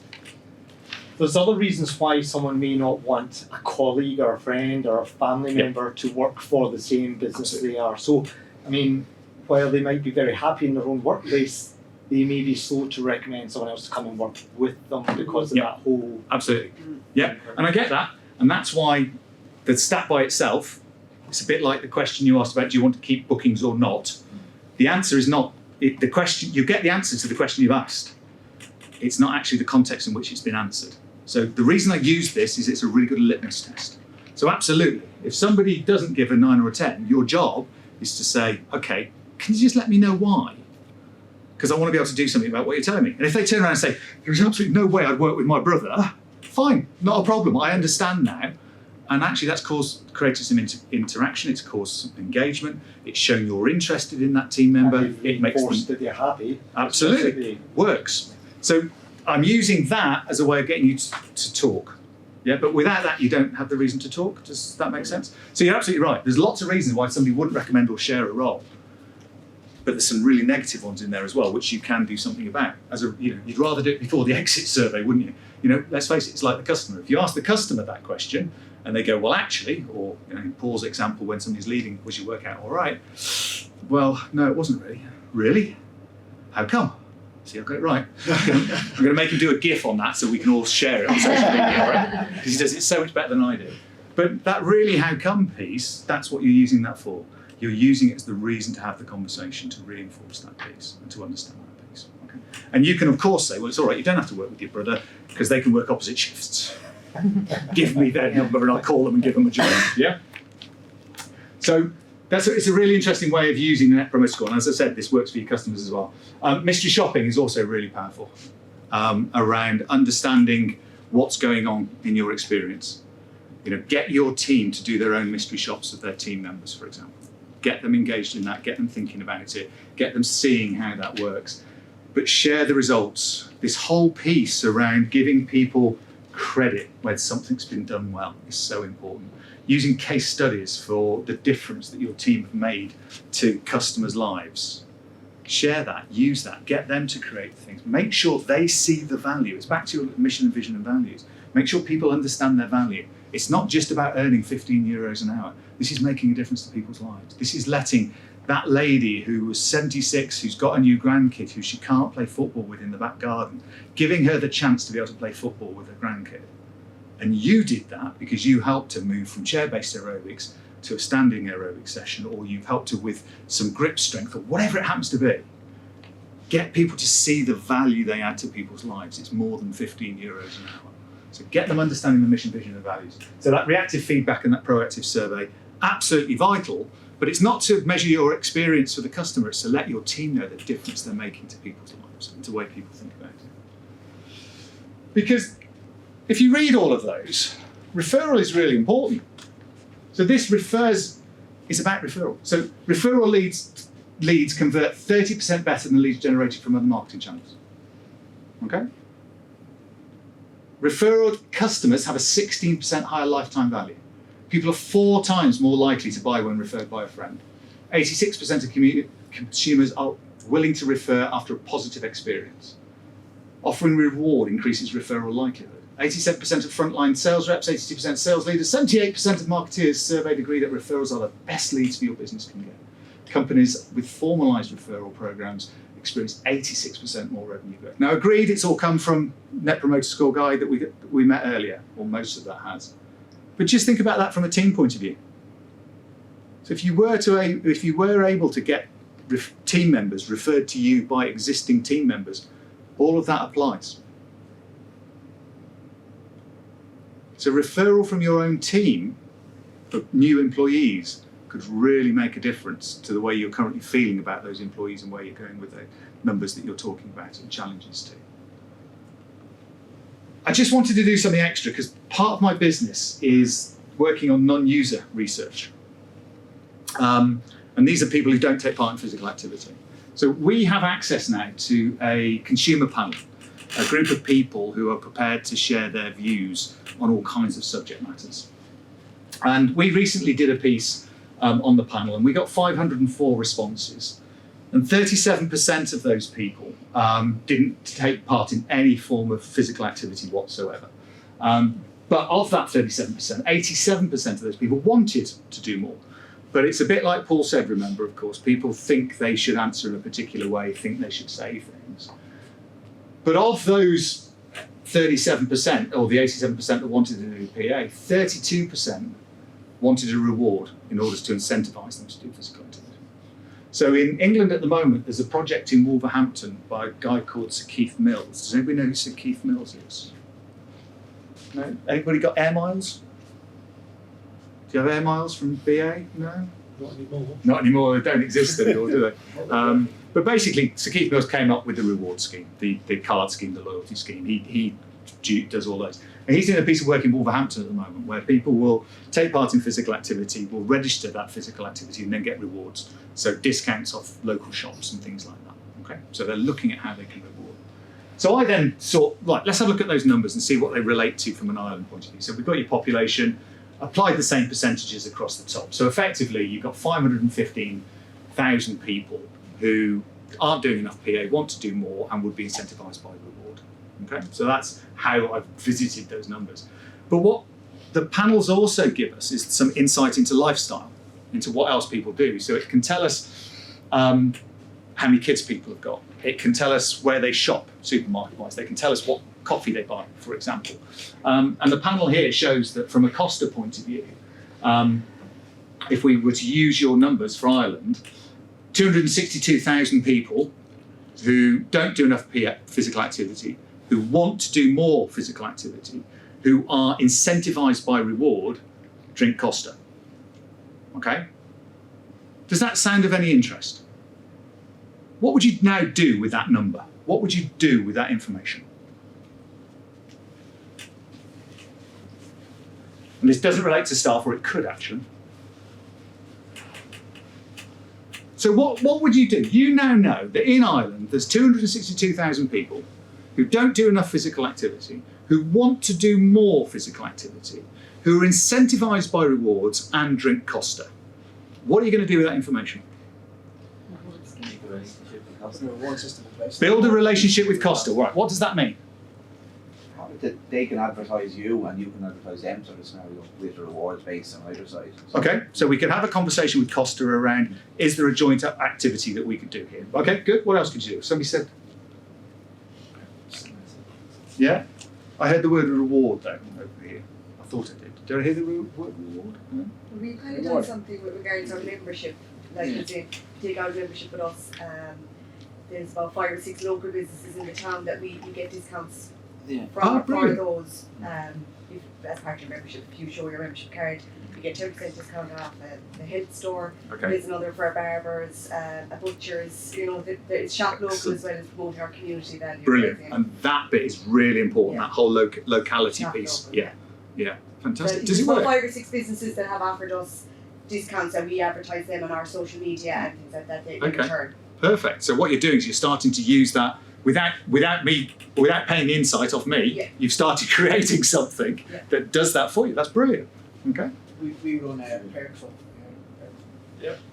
So that's a loyalty program. So they get points for swipes, class usage, my zone points. Excellent. Do you use my zone? Yeah. Hall of Fame. Yeah. How long? 7 months. 13 months in Hall of Fame. They've only just added that to it. I know. It's because Dave Stalker wants something after Hall of Fame and they won't rename it. Brilliant. So what I did was I thought, right, let's have a look. Let's just see what the opportunities are. So be more like Costa. Reflect the brand. Look at that for a statement. The better the coffee, the brighter the day. The better the physical activity, the better the day. Do we all feel better after a bit of physical activity? Yeah? Paul's going to give us some great insight into dopamine and endorphins and all that type of stuff in the coming months. So make sure if you haven't logged in to Paul's webinars, you do, because there's going to be some really interesting stuff around how our body reacts to different things. But absolutely, could we use that? Could we find a way of using the colours, the words, the statement? Because we know that 262,000 people want more physical activity, are rewarded like rewards and drink Costa. So if they're already relating to Costa, why don't we use the colours, the brands, the words when we're promoting and advertising our activity? And the same for the team members. We could do that level of insight around team members. And then, of course, they do loads of seasonal offerings. Hot crust bun for anyone. Yeah. Do we do seasonal offers within our spaces for our programs? Do we know what people are exercising for? You know, those of us that are in Dublin or Cork, you know, when the marathon is due, do we get an uplift of people who are training for the marathon? Yeah, we're getting some nods here. I don't know if we've got anybody from Dublin, but you know, that tends to happen. You tend to see big events coming up on the horizon and an increase of customers because of that. Well, let's start working out what that calendar looks like. And let's start putting on activity or resources that allows people to interact with us from that way. Breadth of offer, a little something for everyone. There's always a danger here, because we then start diluting and have 636 different exercise classes within a franchise of 10 sites. But actually, how do we get to as many people as we can? What are the opportunities to try that? You know, things like renting new kit. You know, Matt will hate me for this, but why do we keep buying all this kit without actually trying it out with our customers? Why don't we rent something for a period of time and just see? You know, I'm working with 3 local authorities in England at the moment, and we're rotating pool inflatables. So we've got 6 swimming pools in those 3 local authorities. We've got 6 different pool inflatables, and each site has it for 3 months, and it just gets moved around and ships around. Why would we do that? Something new. Something new, yeah? We have this poster on the wall in swimming pools, don't we? 15 things you can't do in a swimming pool. We very rarely tell people why bother coming to a swimming pool. So if you can change the inflatable every 3 months, the people who came and had a go on that want to come and have a go on the new one. If you keep your inflatable for 18 months until it goes flat, probably you'll see the die-off in customers. So think about how you use equipment. Think about how you use different group exercise. And then reward. You know, who's got a Costa card? 1, 2, 3, 4, yeah, 5, yeah. Do you use it every time? No. That's interesting. Do you, anybody else, Tesco's is over here, isn't it? Yeah, I tried to go past the van the other day. Loyalty club card points, everybody got club card points? Yeah. I once bought my wife a watch in Goldsmiths with club card points. You've never seen the disappointment on a salesperson. A salesperson. Well, you need to hear the end of the story. The salesperson was so disappointed. And the reason they were so disappointed is that watch was 4,600 quid, all in club card points. So you can imagine the salesperson, oh yeah, great, you were trying to watch and do all this. Slap down club card points to the value of 4,600 quid. Tesco's became my life. I was going into Tesco's, buying ink cartridges because they were expensive, and then taking them back the next day, saying I bought the wrong ones, because they never took the club card points off you. Honestly. You've allowed it time in your hands. Yeah. That's changed, by the way. That has changed, by the way. I run out of fuel 3 times driving past other petrol stations in order to get club card points at Tesco's. It became obsessive. Okay. And it's probably why you now only get 3 times your club card points instead of 4. But that loyalty thing gets really, really quite important. So how do you build loyalty, and how do you reward activity? And most importantly, how do you optimize your apps and things like that? Because one of the things Paul's been talking about a lot is, you know, this interaction with people, registering with people. We talked at the end about automated and email messages and things like that after the experience. You know, I get a message from Costa when I use a coffee machine in a supermarket. Yeah? That's the level with which we're getting that type of interaction at the moment. So we can do it without a team member stood there, as long as we've not sold the perception, the expectation of a team member doing it. Okay? So, I've thrown a whole load of stuff at you. Yeah, that's absolutely fine. I don't. What? 3 of you? 4? Sorry. Nobody's taking it. So I've thrown a whole load of stuff at you, a whole load of challenges at you. Time for you to throw it back to me. By the way, there's not very many of me on Twitter and LinkedIn and things like that, so I don't need to put my things up. Just Google my name, you'll find it. But those are the 2 businesses that I operate, LeisureNet and ActiveNet, which is the event. So, anything you'd like to know, anything you want to challenge us on? If you were doing a promotion score for staff, would you be better off kind of doing it anonymously rather than telling them that it's a 4 or 5? we do that with we're part of the Great Place to Work initiative, you know, that. So they do a survey every year. It is anonymous and it's all kind of in different categories. So like about management, and you give your opinion and your score and things like that. So and it is anonymous. It depends on what your outcome is. What are you trying to achieve? I'm suggesting you use Net Promoter Score in this piece to get yourself a snapshot of what's going on in your business, what people are feeling about your business. I would therefore not have it anonymous because I want to use it as the start of the interaction. So I want your team members to say 9 or 6 so that you go, brilliant, 9 fab, why? What's good about working here? What's good about being employed here? And if somebody gives you a 6, okay, what can I do? How can I help you? Because at least you've been given the heads up that somebody isn't very happy. Gives you a chance to do something about it, because if you can retain that team member, as we all know, it's much easier than recruiting somebody into that role. So in this particular context, for this particular piece, I wouldn't do it anonymous because I want that to be the conversation. And if you do it anonymous, you then just do a broad brush approach and you piss off the people who are pissed off because it feels a bit ingenuous, and you piss off the people who are up here because all you're doing is working with somebody who complained when you do the general approach. Yeah? Does that make sense? Yeah. Just a throwaway comment you made about buying Costa in a supermarket. I don't drink coffee. I don't buy it. So, you get a notification or you get an email from them, which is great and it's impressive. But is it of any value? I suppose, and then taking that back to is it of any value to you, or you just go? Oh, no, it is a value to me, and I'll let Paul come in first, and then I'll explain why I think it's a value to me personally. When I travel, so I have my cell phone, I have my contract is with 3, and I have the unlimited data, everything. Yeah. So that when I travel, all my minutes are all included, no matter where I am in the world. As soon as I arrived here yesterday, I get a message saying, welcome to Ireland from 3. Just be aware, any calls you make, any data you use is on your normal plan. I went to Australia, had to do a 1-hour phone call with the UK while I was in Australia. And when I got back, I got an email that went, because you chose to use the plan you did, you saved £2,700 on that call. Congratulations. Yeah. And I'm like, how clever am I? Yeah. And so it's like, I have the calls from the people going, oh, we're doing a survey, we want to know who you're with, where you're going to go. And they go, who are you with? I go, I'm with 3. Would you ever consider? No. Would you? Like, I'm going nowhere with 3, because every time I don't do something that I've actually done in the past, they tell me what a great job I'm doing.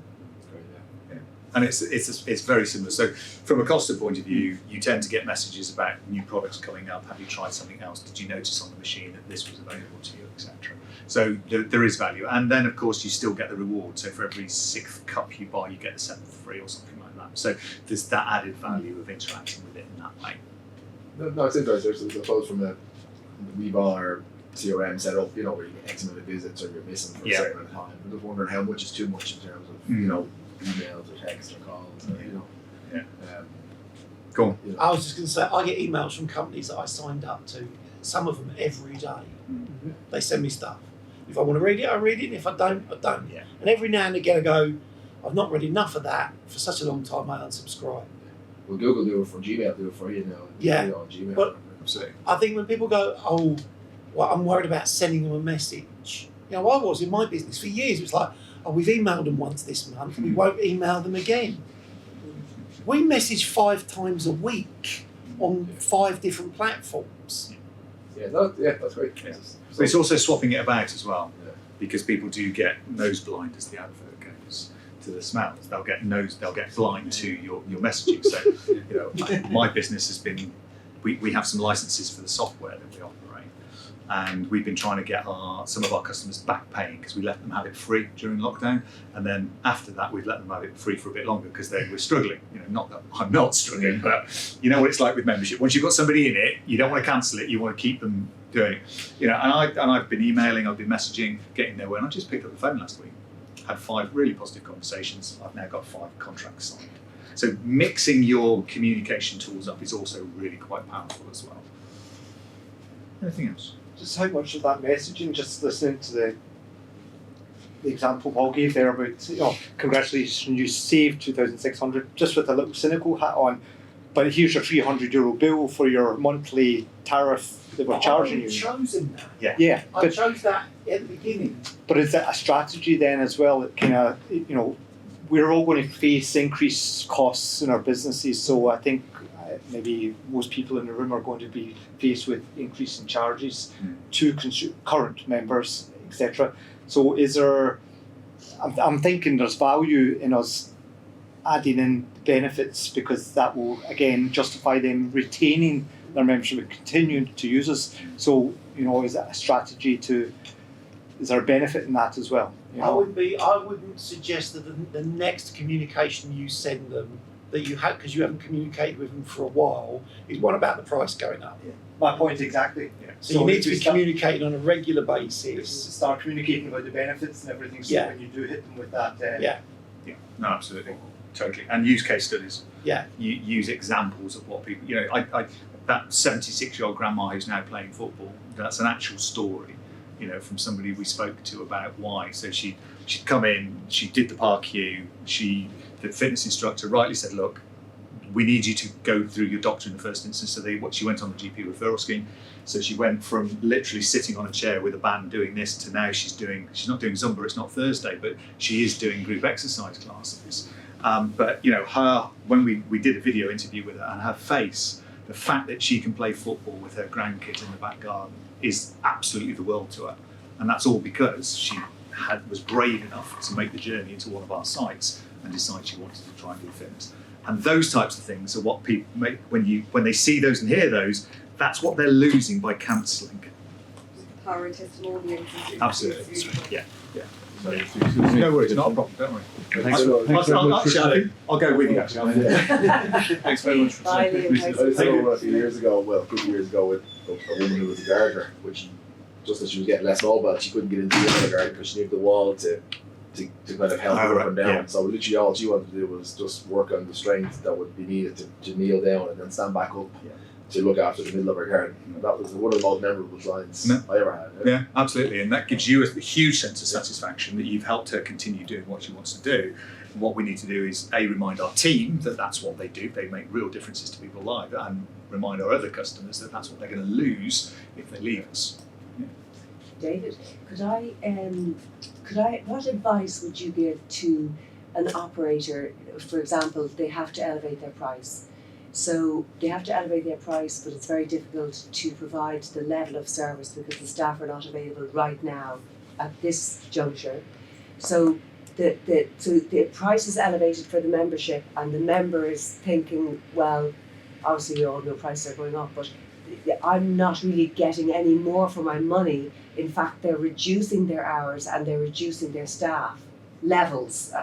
So my perception is that hypothetically I'm getting a reduced service but paying more money. I don't know how does a club address that or overcome that? Okay, well I'm going to start and go right back to a beginning point, because is that actually the customer's perception that we know, or is it our perception as the club managers and owners, and we're worried that our customers think that we've got less people on the floor and we're not offering so much value?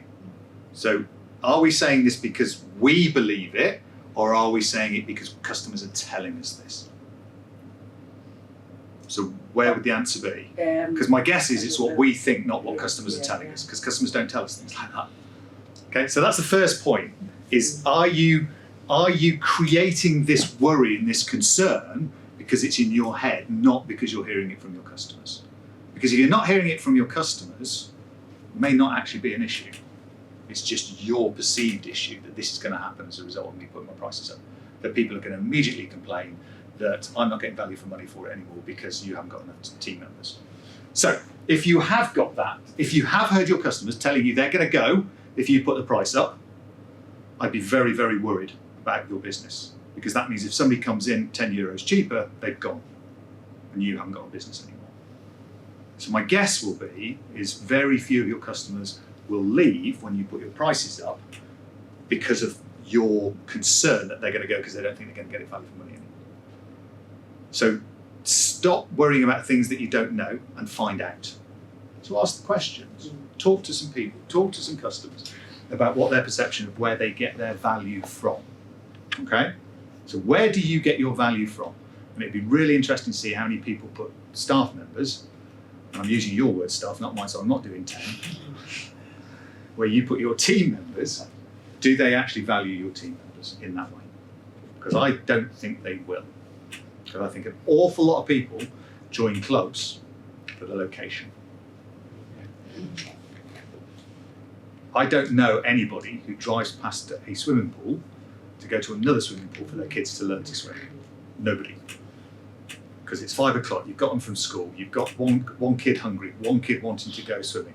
You are not going to drive an extra 10 minutes, 15 minutes to get somewhere else. They do. In our location, they come all the way from Fulham, where there's swimming pool across the road. That teaches lessons sitting down half an hour down the road to us. Yeah, they do in our hour. Good. I'm really pleased to hear that. We don't tend to hear that where I live, I have to say. But from a fitness membership, do they? Probably not, no. Probably not. Fitness, no, probably not. Probably not. So it won't be the fact that you've got less team members and they perceive less value. It'll be them going, I can't afford an extra €5. It's also timing at the moment. We put our prices up recently, but in Ireland, like inflation's at 7%. ESB gas are going up like 28, 30%. It's expected. So when you go up an 8%, it's not like Yeah. people are so used to. You get mails in every day. Did you get backlash? Like, was there? No, we were really surprised. Yeah. When you put the price. I remember talking to my boss saying, I was pleasantly surprised. Usually when you put your price I up know, and you you do a just direct dump, debit you run, dive, there's go a for drop cover. off in Yeah. members. All those people on the fence Yeah. starting and getting in and they say, oh, that's it, I'm finished. But we just didn't That's get it. Of interesting course, to hear. first thing my boss said is, do you know why you didn't have a lot of people cancel? And I said, no, he says, we didn't increase it enough. Absolutely, could be right. Absolutely could be right. You know, 7%. Yeah. 8. Yeah. We're about to do it. Yeah, well, we did. Well, look at Shell Put your Energy. email address on How the much end have of they the made this year in profit? But I do think it's because people are expecting it. Yeah, Expecting it, absolutely. where At the it's become moment, the it's, norm. you know. timing-wise, it's fine. Yeah, it sounds mercenary, but I don't disagree. Yeah. It's safe to say we're all going to do it. Like, Yeah. we'll We agree. Yeah. did 10%.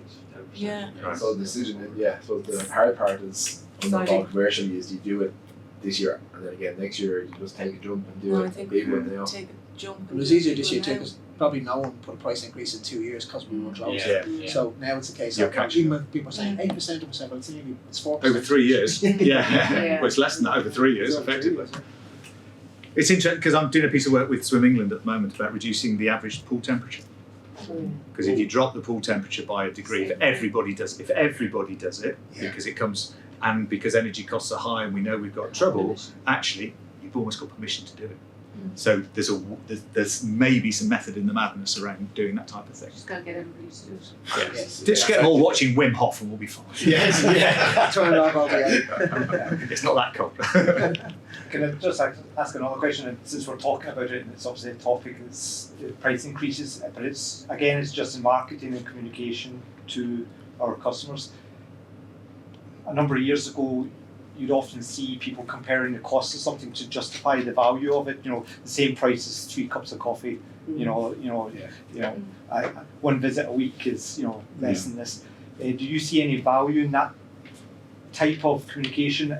I totally accept the best value to present to the customer is the benefit they're getting for their health and their lifestyle, etc. But is there benefit still in comparing it to other common purchases that they're making? Pint of beer, a cup of coffee. I've got my personal stance, and it might be different to Paul's, I think it probably is I think we shouldn't use those types of things because it makes it easier for them to work out, I don't drink coffee, I don't need my fitness membership. I've been able to stop drinking coffee in lockdown because I just couldn't get it. So I could drop my membership. So I think there's a real danger in doing that comparison, but what you could use it for, which is what I'm talking about, is making sure that your marketing teams and your sales teams know that these people are prepared to go to cost on a regular basis to drink coffee. Therefore, they do have some disposable income. What they're not doing is prioritising that disposable income on their physical activity if price is the barrier. So we have to find a way of helping them prioritise their physical activity over something else. Does that make sense? I personally wouldn't. I don't know. No, I wouldn't either. No. Oh, good. That's all right. Did I make you feel good when Paul agrees? It's great. But he is the guru. Yeah, absolutely. Yeah. But also what you're saying, and I'm hearing, or I'm interpreting it, is that we're comparing a trip to the leisure centre fitness facility as a consumable like a cup of coffee. Because you just said there's disposable income with a choice, am I going to buy coffee or go to the gym? Yep. It's people's priorities. This isn't about people, from a physical activity point of view, when you talk about barriers to activity, and that we do a lot of that work around finding out why people don't take part in physical activity, a lot of people will say cost. But they have Sky, they vape. Yeah. It's just physical activity isn't high enough on their priority list for them to decide, I'm not going to do that, I'm going to do that. And that's the barrier. We have to make what we do a priority in people's lives if we want to grow. Exercise is not enjoyable, let's be honest. Absolutely not. Well, it is when you get to a certain stage, isn't it? But it takes a long time to get there. You know, I went in the gym last night and this morning because I really enjoy the feeling that I get by doing that. And you know, I need to keep my MyZone points up. But at the beginning, Absolutely. To do something that they know they have to do, but they don't want to do it. And they hate it. And they can do it for free like, outside. Yeah, so it's just that you know, and they're walking in and paying money for, and they're walking out. You know, it's not tangible, but I mean, it's it's. I mean, if you said to me, would you prefer to go to the gym or prefer to have a cup of coffee? I'm going to tell you, I prefer to have a cup of coffee. But that's because if someone asks you to make a choice between the two, but I don't think people are making the choice between. I can't say that's an no, but to go back to what you were saying about would you market it this way or this, I don't think people are going, well, I've either got to give up going to the gym or I've got to give up coffee. They're going, bloody hell, the price of everything's going up. Yeah. Now the gym's this and coffee's this. I don't think they make that link between, oh, coffee's gone up there, so I'm going to stop going to the gym. You've got to show them why they get value from the gym. And that's often why they cancel, because if they can't see value, there's no value. You know, if they're only coming once a month and you're charging €30, it's a €30 workout. Is it worth €30? You know, if you go to Barry's boot camp, it's worth €30 for a one-off workout. Yeah. But Karen is right in that. I think you have to put yourself, like you said it, Dave, you have to put yourself in their shoes, their viewpoint. We all love exercise. Yeah. We can't understand how you would not exercise. Yeah. But 90% of the Irish population don't go to the gym. No, but so the like, ones we're the odd ones. But the ones who have chosen you, no, I agree, we're friends. But the ones who have chosen you for a reason because they want to be part of that. I think my positioning would be that I've been describing my clients is, you have to present it as, there's going to be a price increase. The price increase is only represents the passed on cost to us in order to maintain the same level of service that you've come to expect from us. But that would then bring in some of the drawing around. You did have 5 people on the floor, you've now only got 2 people on the floor. That sort of statement. But if they've not been on the floor for a few months, they haven't been on the floor. You've been overcharging them already. Yeah, absolutely. There's probably also some low or no cost additions you could, you know, most of us could add in and say, well, we're putting the price up, but we're also going to. We do with the shop local thing that costs us absolutely nothing. Absolutely. You know. And actually probably generates you memberships as well. Yeah. Generates you interest. It's just something extra you can add to your membership that's costing you absolutely nothing. It's building up relationships within your catchment area as well with like local businesses and things like that. So it's kind of you scratch my back, I scratch yours. You know, it does work and it costs us nothing. We got one PT session worth €50-60. Right. Offered out every member. Yeah. You know, over the next few months, you know, it'll probably generate PT income. Very much so. And it's a bit like, Paul showed you a slide around the exit survey when people want to leave. You know, you need a whole load of toolbox that sit underneath that. So when somebody does tell you it's a health issue, you know, well, we've got a GP referral scheme, or we've got this particular individual who's trained to be able to deal with that health issue. People aren't achieving their goals. Well, you know, how much is it actually going to cost you to get one of your team to do a couple of free PT sessions with them in their last month of membership that might get them back to achieving a goal or resetting a goal? So there's all kinds of, it's great data that we're finding out why people are going, but actually what's our toolbox for retaining those people? And how can we use that across our entire offer, not just when we have to use it? And that's one of the challenges with the customer experience, is every time you raise the customer experience, it becomes the expected. So you have to keep finding ways. We never get to the end. You know, I wish I was a carpenter. I'd love to build cabinets, dust it, polish it, put a price tag on and sell it. I'd love to have a job where I finish things. but I've never finished anything in my entire career, apart from close 3 leisure centres.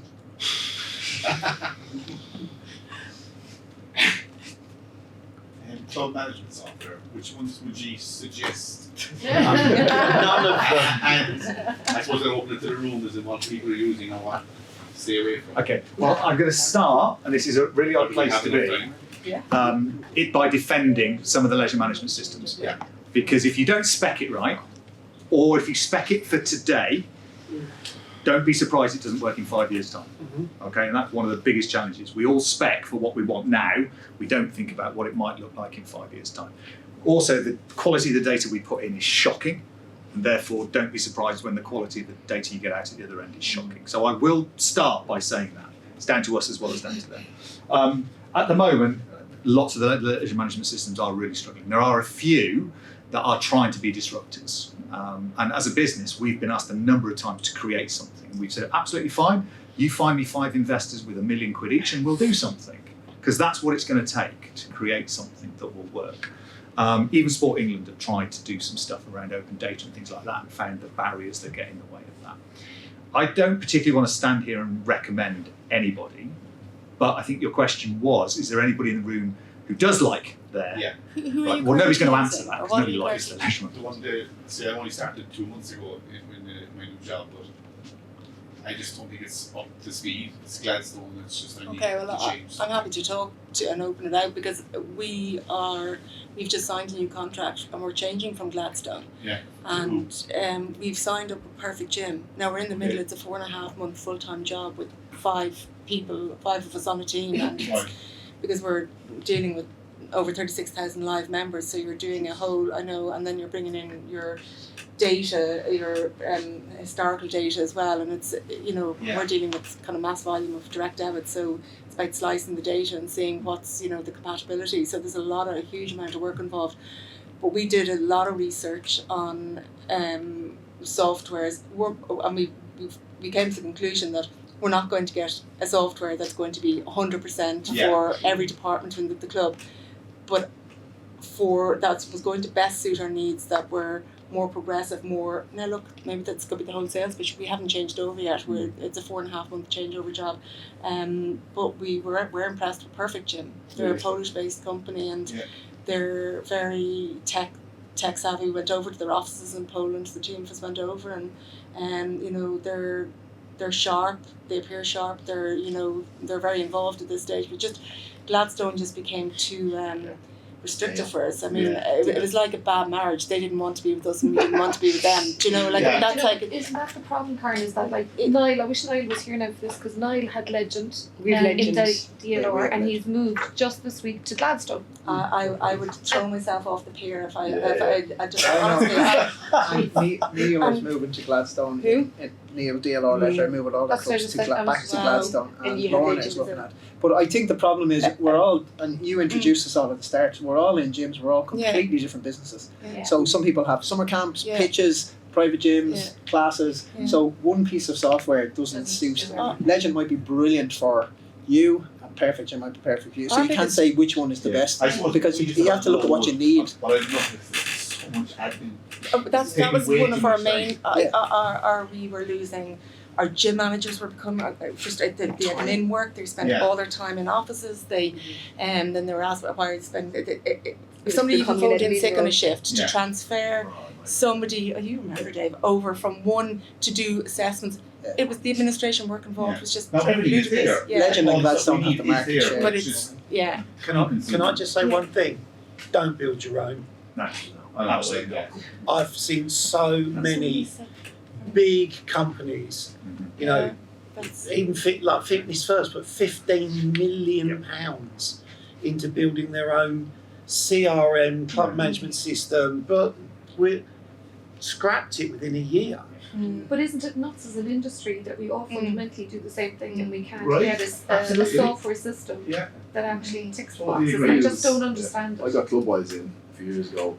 We're a small single site, so it works very well.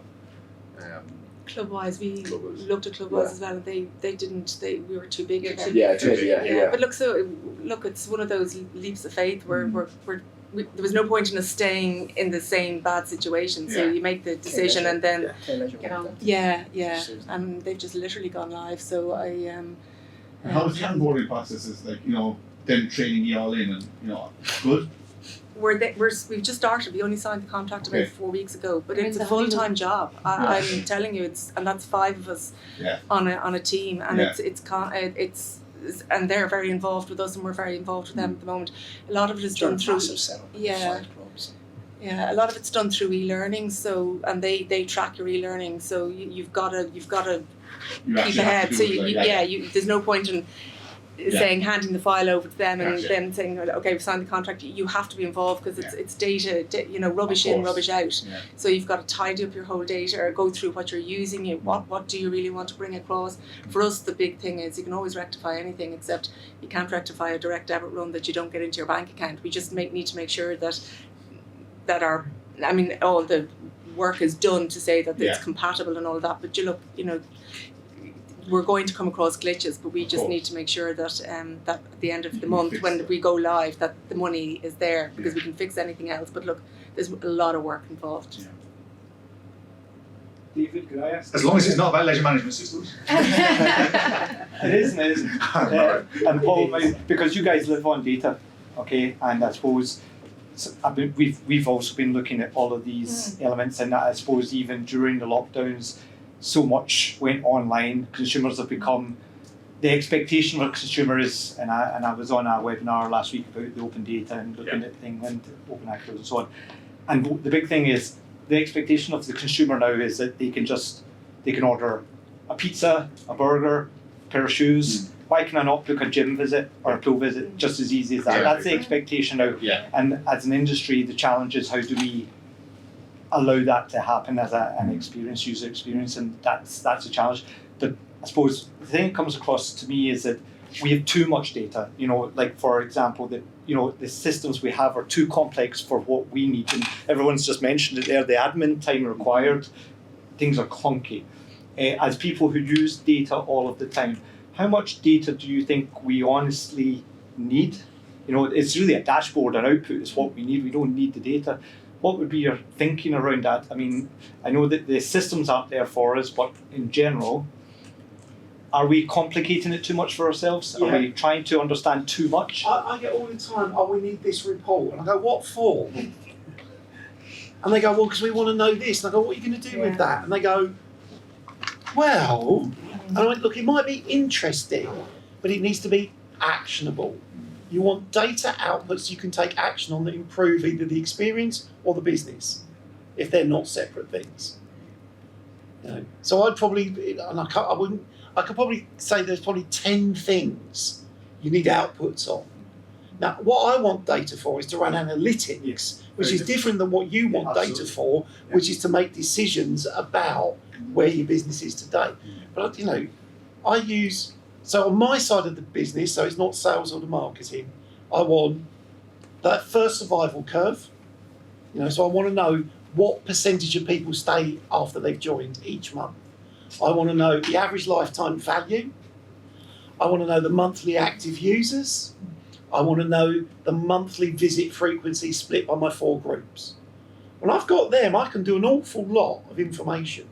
If I turned up to you today and went, in your club, 60% of your customers are very high risk because they haven't visited once, they've only visited once a week, you'd be like, okay, we'll take action on that. But so often I see people are asking for these reports of, we want to know how many women over the age of 35 that train between 9 a.m. and it's like, it becomes such a small set that we can market to. And I'm like, Yeah, well, our purpose for changing is what I know what you're saying with data. Like, you can nearly have too much. What do you do with it? But it was just, we couldn't communicate with members. It was just to try and get an email out to members. Just don't even go there. Even thinking about it makes me want to have a panic attack. Like, it's just, you're taking out a CSV file, you're cleaning up the data, the mobile numbers, you're uploading it into another software. I mean, that's madness. And again, you've got different softwares for different things. You've got a CRM system for marketing. and some marketing communications, and you've got a club management system, which basically it's like a digital till. You're welcome. You know, they're doing different things, and so a lot of the systems that we use have been built around doing different things. And someone's gone, we're Westwood clubs, what we'd like it to do, and they go, oh, we'll do that for you. And they were brilliant at a till, but they're rubbish at marketing. But they built you something, and it didn't quite work. And they just layer things on, and it's a challenge. It's a real challenge. Because someone like Matt would have possibly seen it. I work with operators in the US, and I go into the chief technical officer, the person who's looking at, and their tech stack of all the different technology they need to use, and all the different softwares they need to use just to run the business. Access control, this, marketing, after sales, corporate. It's just like, it's mind-boggling. Yeah. And then one thing changes on Apple, and none of it works. Because your access control only worked on OS whatever. Yeah. It's not easy. And I think both would love to sit here and go, actually, the systems are challenged.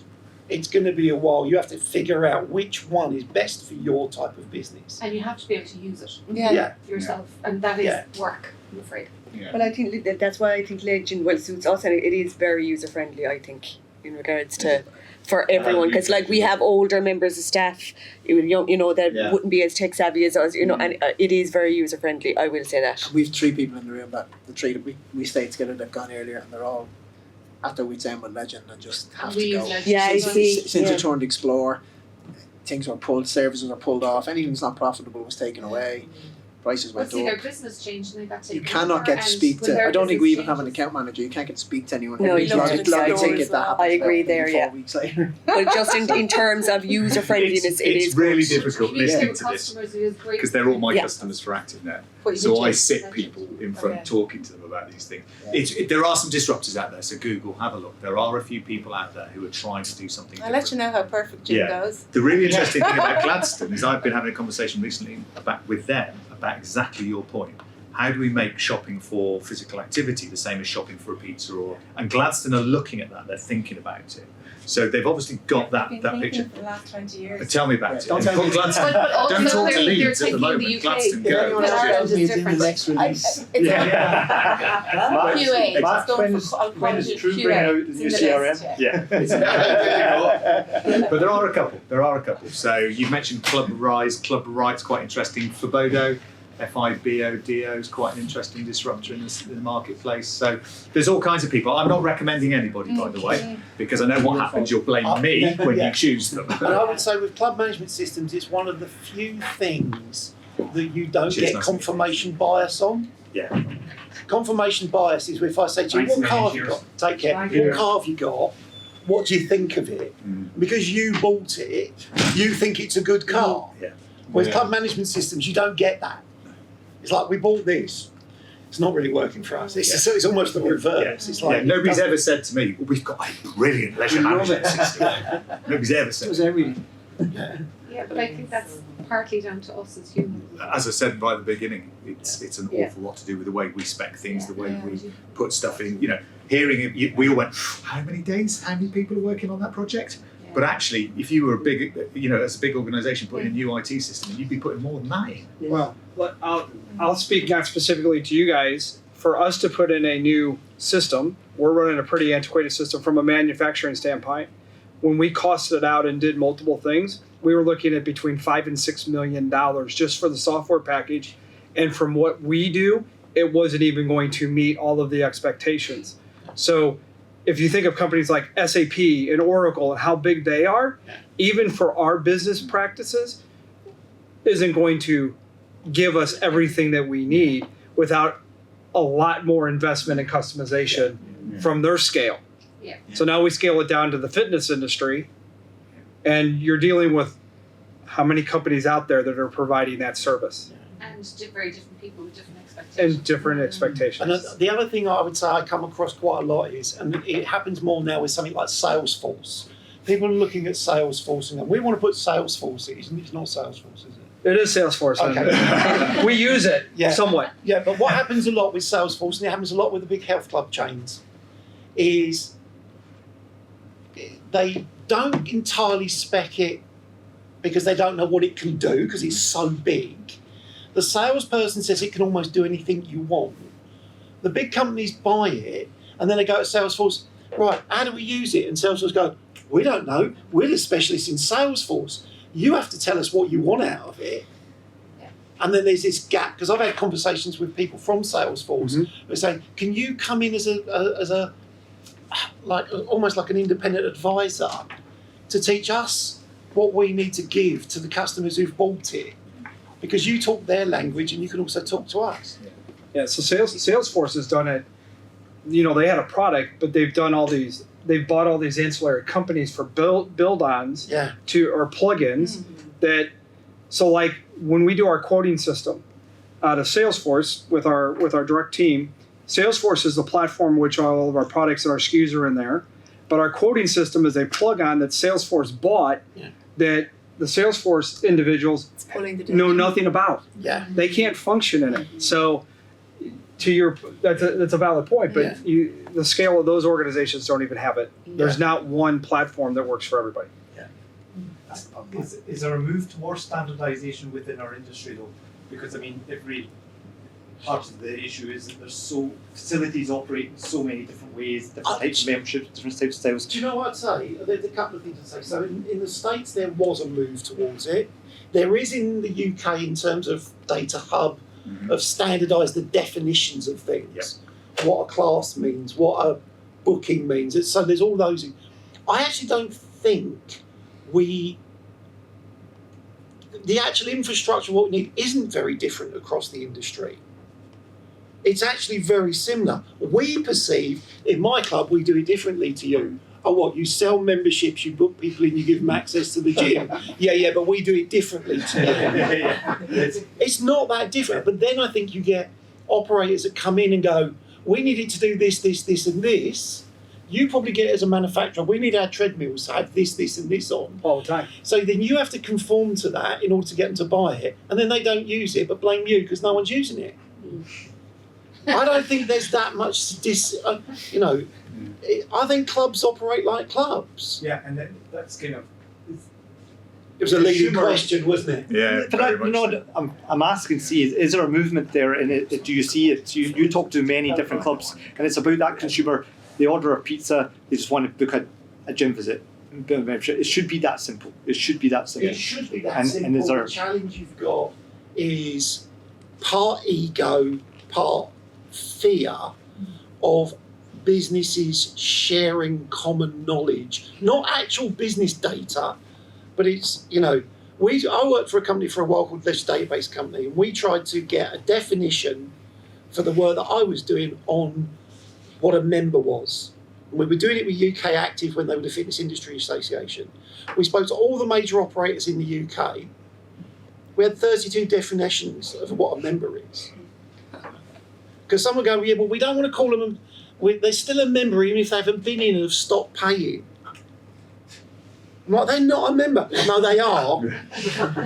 I'm like, they're not. And they go, no, they are. And when you ask them why they are, oh, because our investors need to see. And it's like, there are other things driving it. It should be really straightforward. We should have a standard set of terminology and things that software could do. I'm just conscious of your time. Yeah, I got a plane. Yeah, it's my own planes. So I hope you got some value and some really, I certainly learned a lot. Thank you very much. It was really, really informative, really great good. To see everybody. Thank you. And great to see everybody, isn't it lovely just to come out again and it's great meet people and it's really it is just like absolutely simple great. thing. So I really enjoyed the day, I must say. Thank you very much for coming. Thanks, Maria. Sandwiches in bag.